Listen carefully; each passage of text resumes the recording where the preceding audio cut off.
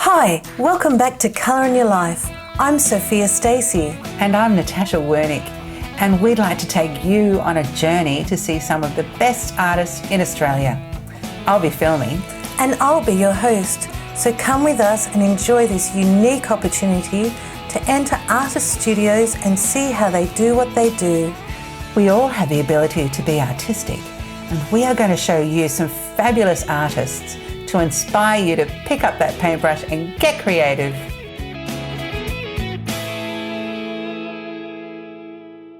Well, hello viewers and welcome back to Colour in Your Life. Today we are at the Hut Gallery, which is the home of the Fern Tree Gully Art Society, and we're going to go and see Olga Megele, who's inside. So let's go and say hi.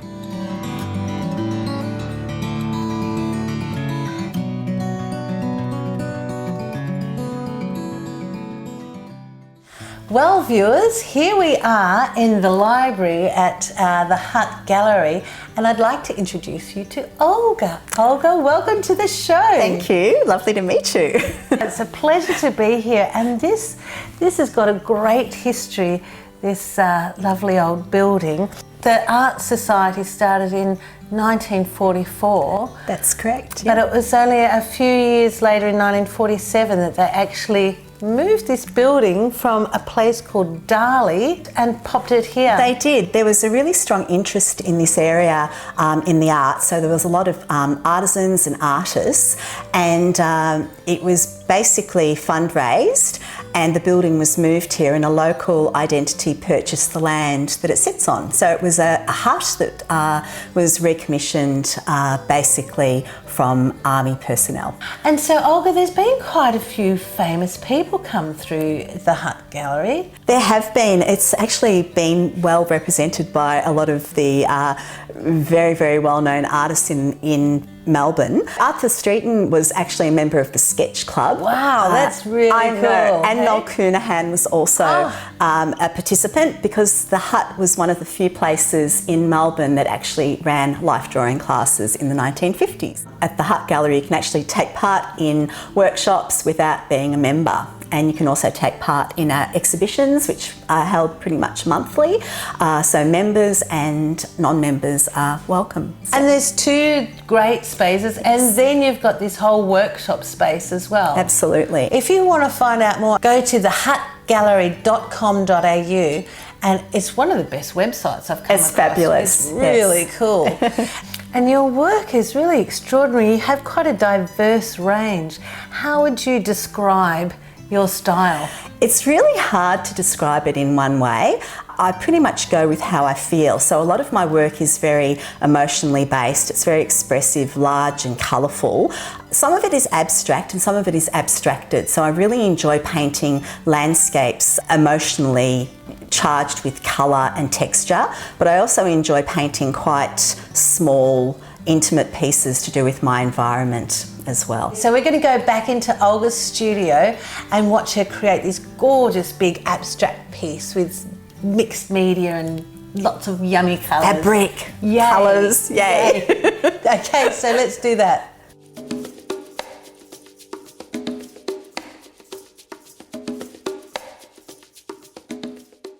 So to begin with, I'm going to start with drawing just a few guidelines, so nothing too elaborate, and basically I'm just using a Progresso pencil, so something that's going to be able to draw quite easily. So I've measured already about a third of the way down, so I'm actually working backwards. So this is my sky and this is the foreground. I'm just going to basically draw a few lines to give myself a little bit of a horizon. So I'm quite happy for these lines to intersect and move.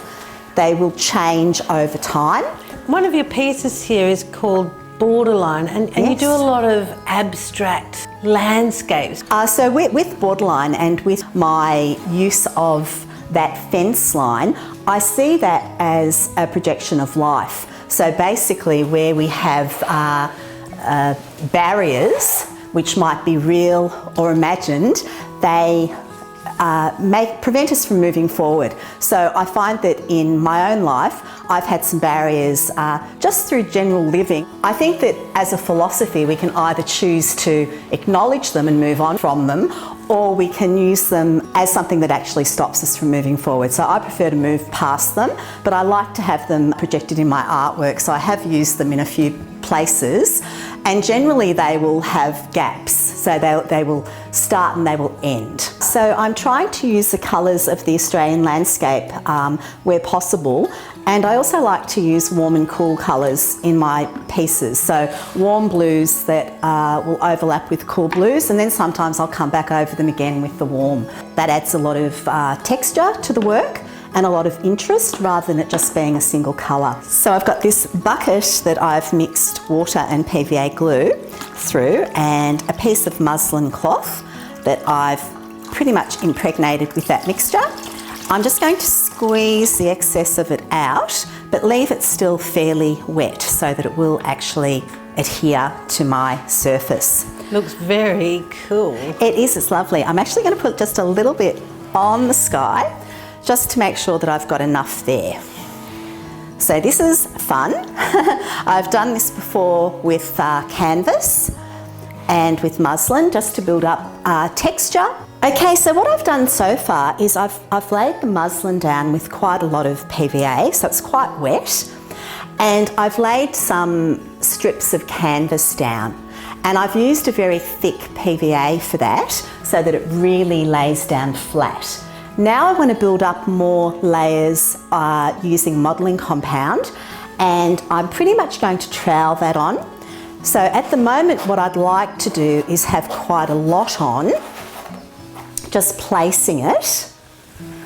That looks like fun. It really is fun. It's like working with whipped cream. It's wonderful. So that's basically my background done. That now needs to dry. So that will actually take quite a little bit of time to dry off. I'm also not fussy. If I scrape that off, I'll probably just pop it back on there as well. You've actually done one and that's already dry. Yes. So we're going to take that one out of the way and bring the other one in, and let's get stuck into that. Perfect, sounds good.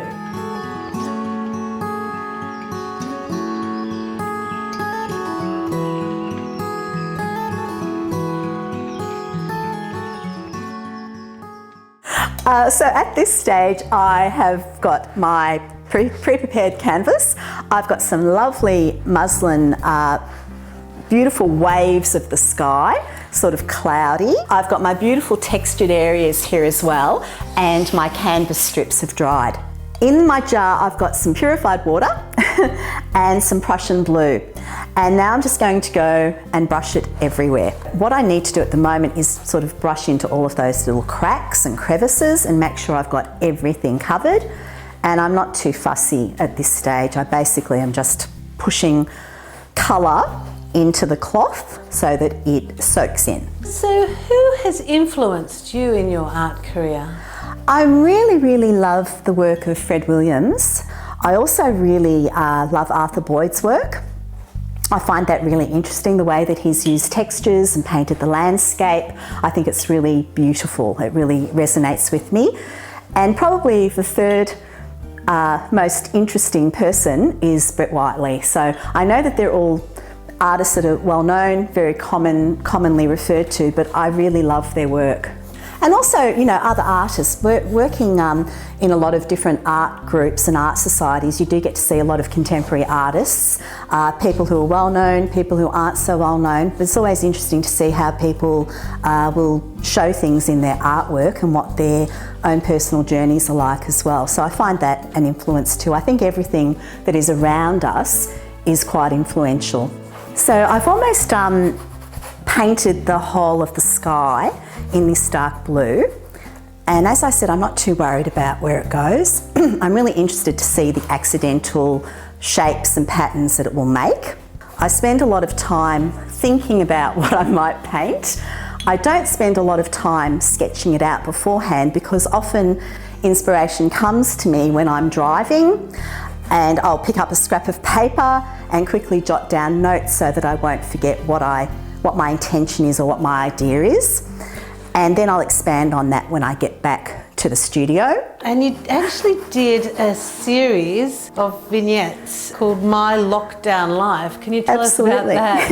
Yes, we did have very long lockdowns in Victoria, and I was at home a lot. And I have a lot of very treasured items, so I'm a little bit of a collector in that I love to have things around me, and I've always been that way. So I decided that I wanted to do some smaller, more personal pieces, things that I could hold in my hand and basically give homage to those lovely items that we have. So those pieces are basically a reflection of my world, of my inner world, and I like to intersperse them with really lovely decorative backgrounds. And there was one called Japanese Teacup. Yes. That actually won first prize. Yes, absolutely. So that was at a members exhibition at the Hut, and it did take out first prize. Now, another big influence in your life is the ocean, and you have some magnificent seascapes here. Thank you. Yes, I've actually approached the seascapes in a slightly different way, in that I've made them predominantly using a palette knife. I've tried really hard to think about the shapes and the colours of the ocean when I've created them. And you've got one here which is really cool. I love the colours, I love the feeling of it, and it's called Endless Summer. And there's another one that's very similar called Psychedelic Waves. What was the inspiration for that? Those ones have a very retro feel, so I was trying to push forward those colours of my youth, so hot pink and orange, and really the shapes of that idea of summer where everything is shimmering but everything is bright and young and fresh. So I really enjoyed making those. They were a lot of fun. Really cool. Yeah.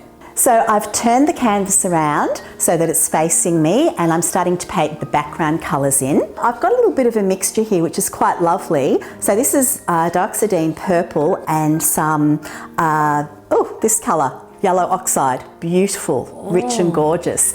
And it makes the most amazing muted purple colour, which I'm going to use right in my background. So it's a little bit dark but a little bit misty, because I want to get a nice sense of depth. They're really earthy colours, aren't they? They are really beautiful. I love these combinations. I've got raw sienna and red oxide. They're just gorgeous. Burnt sienna and burnt umber, and they're just the best for this work. So I'm just building up layers still. So Olga, what influenced you in your childhood artistically? I don't think much did, to tell the truth. Okay. Only the fact that I really loved art growing up. It was the thing that I was good at. It was certainly the thing that gave me a little bit of notoriety at school, in that if someone couldn't draw or paint something, the teacher would always ask me to help them. My sister was a very good artist, but she didn't pursue it. But for me, it was again my interior world. I could spend hours and hours drawing alone, and I really loved it. And I was really keen to improve and to make my work more interesting. And you've had such an extraordinary career, as I said, so many exhibitions, won so many awards. It's been a passion for you for a long time. Absolutely. So I often think that being an artist is like being a scientist. I like to experiment. I can't just stick to doing one thing. And if it doesn't work, that's okay too. So yeah, lots of experimentation in my work. And you love painting trees as well, I noticed. I really do. What I enjoy doing is looking up and not looking down so much. So sometimes I do trip, have fallen once or twice. Oh, really? Absolutely, but I love looking up through the sky into the trees, so it's often my contemplative time. The Summer Sky Woodford piece was an interesting time because I had lots of time to think, and I looked up at the sky and it was blue and clear and true. And if anyone's ever been to Woodford, to the folk festival, it's absolutely life-changing. It's a beautiful combination of art, music, performance, dance, food, people, and it's wonderful. So now I've laid down most of my background, now it's time to build these fences. So I've already put down some Prussian blue for some dark in the background, and with my little palette knife, I'm just going to lay some vertical strokes just to build up the texture of the fence. these are some of our little barriers that are put up in our lives. And I like to have little breaks in it, and I want this to be really super structured. So lots of thick paint. And I build this up first of all with my darkest white, which is actually Naples yellow. So as that one dries, the next layer will be antique white, then the last layer will be titanium white. And then sometimes I'll go back over it with the darks. Yeah, it's sort of indicative, a little bit philosophic about our lives, about how we can find little openings in the barriers, push our way through. So I guess in some ways, you know, I don't want to sound too art wanky, but it's about our personal growth and how we can make our lives our own. Yeah. I love it. I love that there's this whole story behind this abstract feeling, and so it's all about emotions and the feeling that comes through you onto the canvas. Yes, I really see that our artwork, our paint is actually about us. It's individual, and it should be individual, so that when you look at my piece you know it's about me, or that I've made it. It should read like me, not like someone else. So it does have to be personal, I think. Beautiful. Well, obviously you need to let that one dry, yes. So you can put on the next layers, but fabulously you have one other prepared. So how about we go and get that one up so you can show us some more? Sounds great. Let's do that.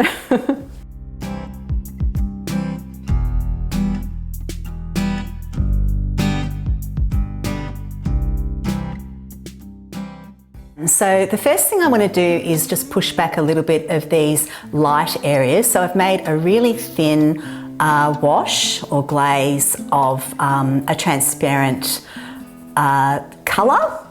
It's not much, but it just really pushes that back, and just ever so slightly. It's a great thing to do because it will even dry back a little bit more than that. And I'm also hoping that some of it falls into some of those textures that I've created. So it will pool and puddle, so I'll get light and dark anyway, which is a really, really effective thing that I want. And after I've done that, so this only takes a second, I'm going to start working in transparent glazes over the main body of the foreground. Cool. Yeah, that's that. Lovely. So as we move into the background, it's going to be smokier, hazier and lighter. And again, it's quite light layers, and I don't mind if things drip a little bit. And this is where I get a little bit aggressive. The fun comes out. Yeah. And I can pick up the drips, I can push them around, and I really just like the way it's sitting on top of each other in layers. So this one is called Australian Sienna. It's a gorgeous colour, and it just sits beautifully. It warms everything up beautifully, but it also integrates things as well. You also really love to do commissions, and you've got one here called Regeneration. So Regeneration was a commission, and he wanted something to commemorate what he thought was probably the only year of the pandemic. So it was 2020, but instead we know that's not how it worked out. So he wanted something that showed hope for the future, and he'd seen some of my paintings that he really liked on my website and asked for something similar to be created. So we came up with the idea of trees and rebirth and regeneration, just like they do after bushfires, which was also a moment at the start of 2020. So if people do want to get some commissions from you, or look at your other work that you've got available for sale there, can you tell us your website address? Absolutely, it's olgamegele.com. I'm really keen on listening to what people's ideas are, and I want them to be happy with what they have. So often I'll just ask people to have a look, let me know what they're interested in, and I can develop something from there using their ideas and of course my ideas as well. Because commissions should be about working together. You were mentioning that you actually can paint like super realism, but not really what you want to do. It's not. I really find over time I found that I stopped painting for a while because life and children and things happen. And when I did start painting again, I found that I wasn't happy with what I was doing, that what I was producing was very stilted, because I had this idea in my head that it had to be realistic. And now I don't believe that's true. and I'm happy to paint in a style that's more indicative of my feelings.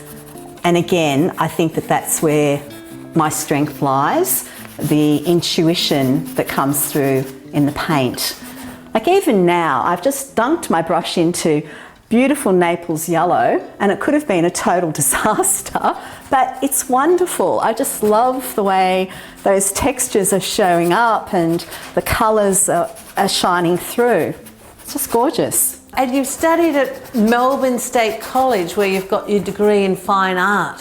Yes, I did. It was a great course. I loved it. You know, turning up as a fairly protected 18-year-old and being able to, you know, do life model classes and paint and print make, and we did everything basically. We started with 10 studio areas and then refined it down to final year just one, but my majors were printmaking and painting, and I still love both of them. And I also had the opportunity when I was there to work at the Griffin Gallery, which was a gallery at the college, under Ken Scarlett, who's quite a well-known sculptor, and I learnt how to hang paintings and how to curate to a certain extent, so that was really valuable too. Well, Olga, thank you so much for showing us some fabulous processes today. I love the texture, I love the colours, I love the vibrancy.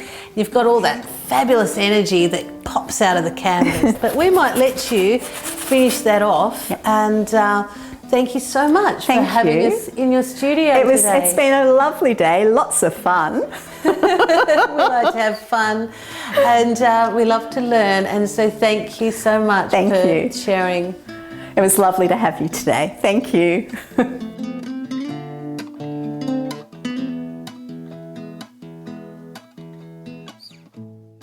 Okay, viewers, well, I hope you've had a great day. Olga, thank you so much for having us in your studio. I love your work. It's so vibrant, and I can really feel all the passion that you put into it.